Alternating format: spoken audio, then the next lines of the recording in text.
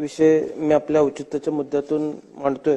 डीजी home loan योजनेअंतर्गत पोलिसांना घरे बांधण्यासाठी कमी व्याजदरात कर्ज मिळण्याची सुविधा आहे, परंतु गेल्या काही वर्षांमध्ये पोलीस कर्मचाऱ्यांचे अर्ज हे पेंडिंग पडलेले आहेत आणि या अर्जांना अंतिम मंजुरी मिळत नाहीये। त्यामुळे अनेक पोलिसांचे कुटुंब हे नैराश्यामध्ये जातात। त्यामुळे डीजी होम लोनच्या प्रकरणामध्ये शासनाने तातडीने लक्ष घालावे अशी विनंती आहे। अध्यक्ष महोदय, दुसरा मुद्दा असा आहे की 2 टोल नाक्यांच्या मध्ये साधारण 60 किलोमीटरचा अंतर असावा असा राष्ट्रीय महामार्ग प्राधिकरणाच्या नियमानुसार बंधनकारक आहे आणि असं असताना सांगोला तालुक्यातील अनकळ या टोल नाक्यापासून कवठेमंकाळ तालुक्यातील बोरगाव या गावचा टोल नाका साधारण 52 किलोमीटर वरती आहे।